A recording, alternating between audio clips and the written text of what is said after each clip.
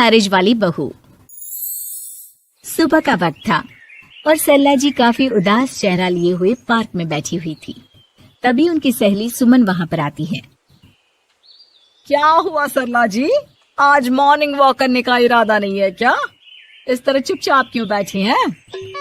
आई तो थी ये सोचकर कि पार्क में जाकर थोड़ी देर पहले टहल लूंगी, लेकिन क्या करूं, मन ही नहीं कर रहा। अरे सब ठीक है, तो इतनी परेशान क्यों नजर आ रही है? नहीं नहीं, ऐसी तो कोई बात नहीं है, सब ठीक है।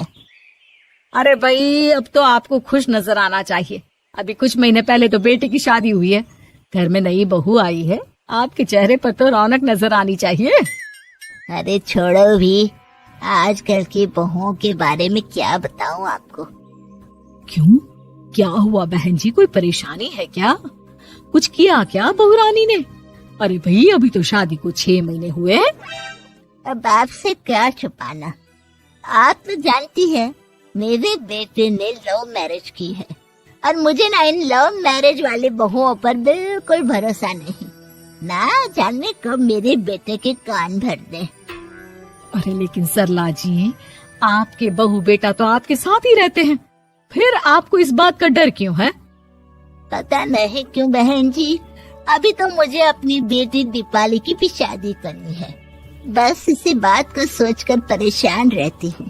ये लव मैरिज वाली बहू पता नहीं कितने दिन परिवार में एडजस्ट कर पाएगी। कल को अगर बेटे को लेकर दूसरी जगह चले गई तो क्या होगा? अरे हाँ, याद आया, दीपाली तो दिल्ली में नौकरी करती है ना? हाँ हाँ, बहुत अच्छी नौकरी लगी है उसकी। और आप किसी से कहना मत, अपने ऑफिस में साथ में काम करने वाला कोई लड़का उसे बहुत पसंद है, बता रही थी मुझे। लेकिन अभी तो आप कह रही थी कि आपको लव मैरिज और इन सब में भरोसा नहीं है। अरे तो क्या हुआ, जहाँ बेटी खुश रहे वहीं मैं खुश हूँ। और वैसे भी बेटी को तो दूसरे घर जाना है, वो लोग जाने और उनकी बहू जाने, मुझे तो बस अपनी बेटी का ब्याह करना है। अच्छा अच्छा, ठीक है, जैसी आपकी मर्जी। लेकिन मुझे लगता है कि आप अपनी बहू के लिए कुछ ज्यादा ही सोच रही हैं। क्या पता वो वैसी ना हो जैसी आप समझ रही हो।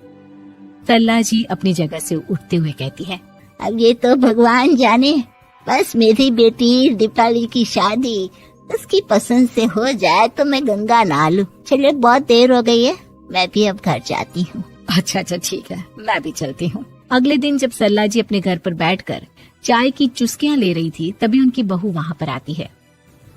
मम्मी जी, मैंने एक जगह नौकरी के लिए अप्लाई किया था और वहाँ से सब कुछ पॉजिटिव आया है। मैं भी नौकरी करना चाहती हूँ ताकि घर के खर्चों में थोड़ा हाथ बटा सकूं। अरे बहू, तुम्हें नौकरी करने की क्या जरूरत है? मेरा बेटा अच्छा खासा कमाता है, क्या तुम्हें किसी बात की कोई कमी है? तभी सरला जी का बेटा वहाँ पर आता है।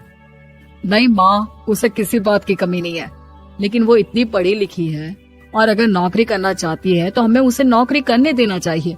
कुछ पैसे घर में आएंगे, हम सबकी मदद हो जाएगी। तुम तो ऐसे कह रहे हो बेटा जैसे ये घर तुम्हारी पत्नी की कमाई पर ही चलता है।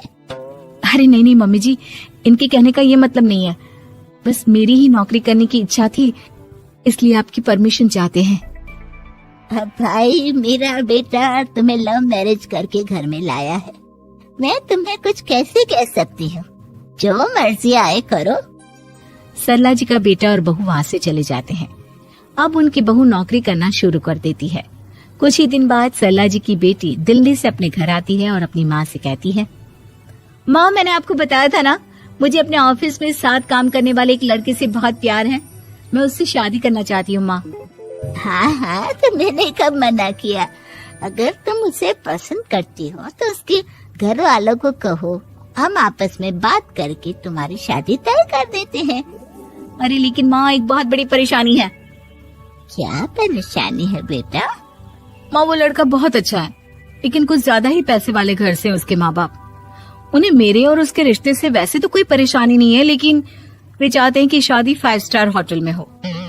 अरे ऐसे कैसे?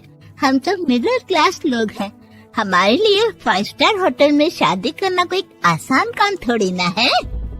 लेकिन माँ, मैं क्या करूँ?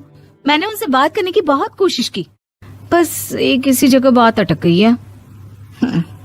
साफ साफ कह दो बेटा, शादी करनी है तो ठीक है, लेकिन ये 5 स्टार में शादी करने वाली शर्त मैं नहीं मान सकती। अरे कैसी बात कर रही हैं आप मम्मी जी? अगर दीपाली को कोई लड़का पसंद है तो हम उनकी शादी के लिए पूरी कोशिश करेंगे, और अगर बात पैसों की है तो कोई परेशानी नहीं है। हाँ हाँ, तुम्हें तो बस बहुत आसान लगता है सब।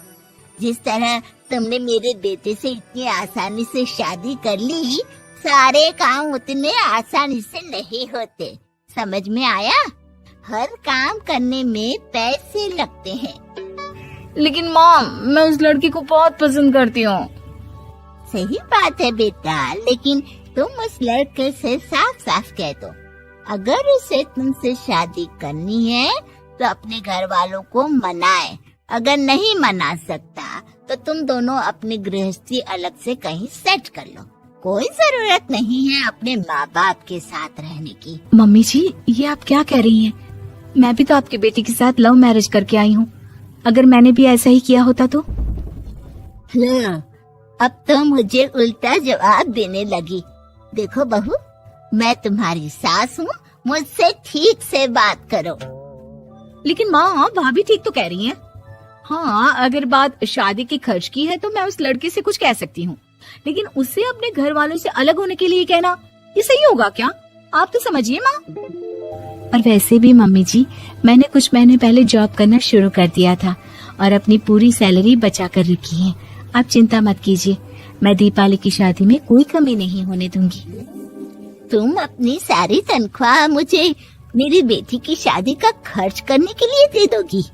हाँ माँ, मैंने भाभी को पहले ही सब कुछ बता दिया था और वो इस बारे में सब कुछ जानती थी, इसीलिए उन्होंने पहले ही नौकरी करनी शुरू कर दी ताकि मेरी शादी धूमधाम से हो सके। तभी सरला जी का बेटा वहाँ पर आता है। देखा माँ, जैसा हम हर समय समझते हैं वैसा होता नहीं है। आपको लव मैरिज करने वाली बहू से नफरत थी ना, लेकिन अपनी ही बेटी की लव मैरिज पर आपको कोई एतराज नहीं था। ये तो गलत बात है ना। हाँ बेटा, सही कह रहे हो तुम। बहू, मुझे माफ कर दो, मैंने तुम्हारे बारे में गलत सोचा। आज से मैं बहू और बेटी में कोई फर्क नहीं करूंगी, और अपनी लव मैरिज वाली बहू से तो बिल्कुल नफरत नहीं करूंगी।